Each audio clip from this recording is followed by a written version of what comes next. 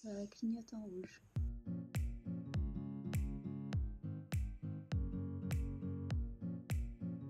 Bonjour, bonjour. Alors j'ai passé un bac technique, sciences et techniques de laboratoire, en biologie, génie biologique, et après j'ai fait un BTS analyse biologique pour récupérer le cursus fac en licence. Alors maintenant c'est la 3e année de licence, et puis maîtrise, DEA et doctorat de sciences. J'ai fait un post-doctorat à l'Institut Pasteur. Pendant ma thèse, j'étais à Rouen et j'ai été aussi la moitié du temps à Pasteur Paris. Et derrière, en post-doc, je suis partie à l'Institut Pasteur à Paris avec le même chef de labo que j'avais pendant ma thèse, mon co-tuteur de thèse. J'ai soutenu ma thèse en 2010.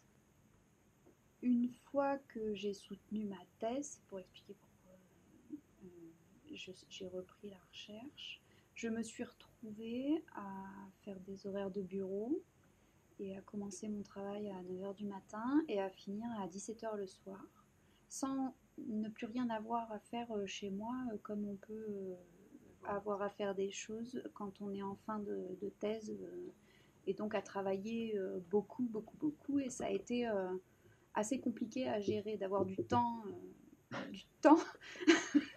sans enfant, enfin bref, du temps, il a fallu que je récupère tous mes repères, et heureusement j'avais un emploi, ce que certains thésards n'ont pas, et du coup le changement de rythme qui est brutal, parce que le jour de la soutenance, je pense que on est dans des semaines qui précèdent la soutenance qui sont énormes au niveau du travail, de la préparation, du stress, de relecture de tous les articles qu'on a pu lire et tout pour la soutenance.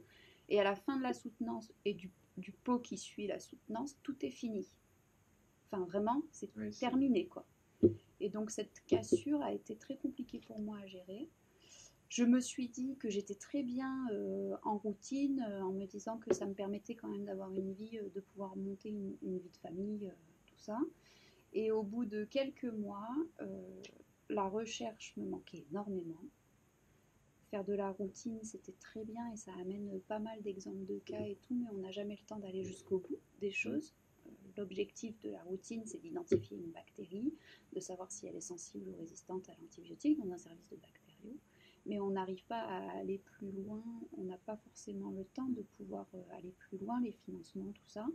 Et du coup, ça me manquait beaucoup. Et le côté enseignement me manquait aussi énormément parce que j'en avais fait pendant ma thèse. Ça faisait partie de jobs supplémentaires que je faisais pendant ma thèse.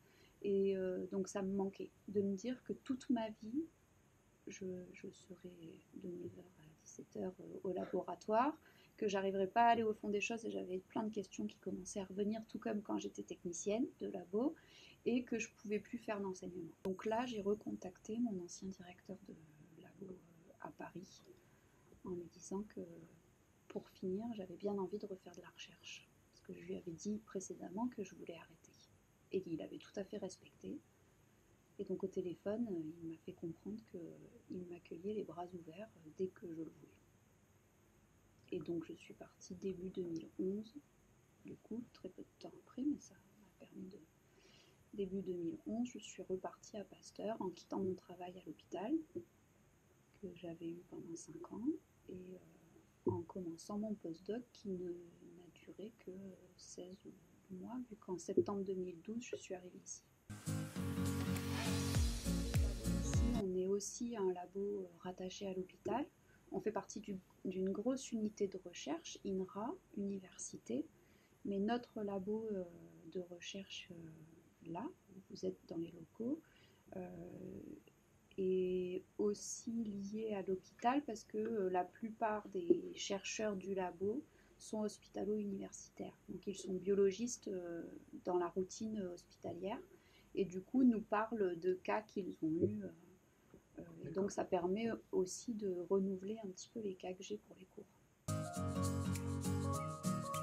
Ça, c'était un souhait vraiment très fort de ma part. J'avais envie de faire de l'enseignement et j'avais envie aussi de faire de la recherche parce que il me semble important pour essayer, pour me dire personnellement que je suis intéressante vis-à-vis des étudiants, d'avoir un pied dans la recherche tout en essayant d'enseigner.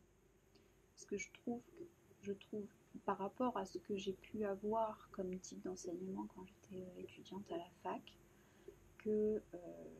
ou en BTS, ou ailleurs, que lorsqu'on a un enseignant face à nous qui nous fait des cours qui sentent le réchauffer depuis, je ne sais pas moi, 30 ans auparavant, ça a été très compliqué pour moi de le vivre.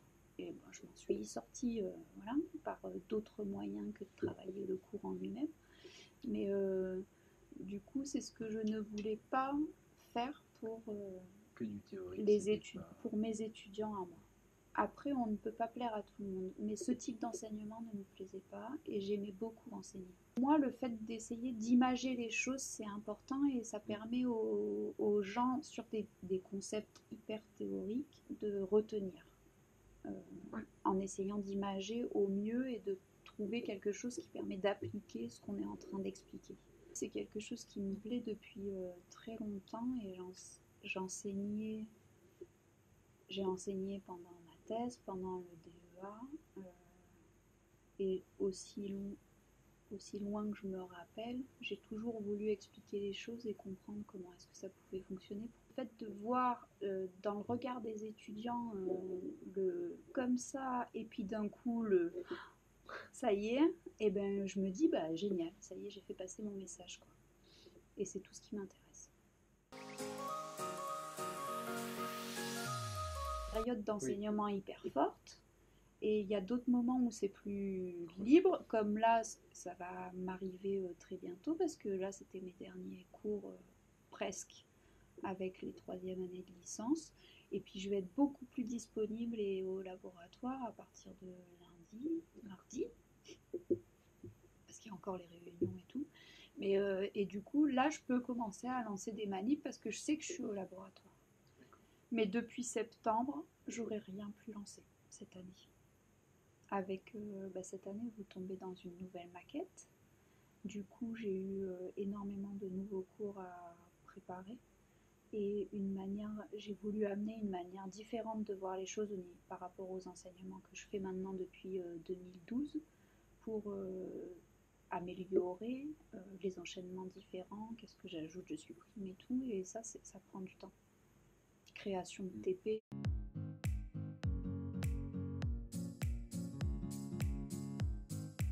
De l'encadrement d'étudiants au labo, et dès qu'on le peut et dès qu'on arrive à avoir plusieurs jours consécutifs au laboratoire, c'est de pouvoir lancer des manips sur nos projets de recherche. La plupart des manips à la paillasse sont faites par les étudiants parce qu'on en vient toujours à encadrer quelqu'un. Les chercheurs qui sont chercheurs à temps plein, ils vont peut-être avoir un peu plus de temps que les maîtres de conf parce qu'ils n'ont pas le volet enseignement. Ils n'ont pas obligatoirement le volet enseignement, mais s'ils le veulent, ils peuvent faire de l'enseignement. Ils ne l'ont pas obligatoirement. En tant qu'intervenant. En tant qu'intervenant, oui. Et s'ils ont envie d'enseigner, ils n'ont pas l'obligation de le faire. Et du coup, ils peuvent se retrouver à la paillasse, mais il y a un moment où le côté administratif, écriture de papier, écriture de projet, parce que c'est notre rôle aussi de trouver des financements pour le labo de recherche. Donc écriture de papier, écriture de projet, correction des mémoires des étudiants qu'on a en stage, etc., fait qu'on a un temps très réduit pour pouvoir être à la paillasse et faire ce qu'on veut. Parce que la plupart des chercheurs, quand même, ce qu'ils aiment faire, c'est de la recherche et d'être à la paillasse. Et c'est vrai qu'on a de moins en moins de temps pour pouvoir le faire. Au fur et à mesure du temps, d'un coup, on se dit, bah, j'ai plus mes cours à créer, c'est vachement bien.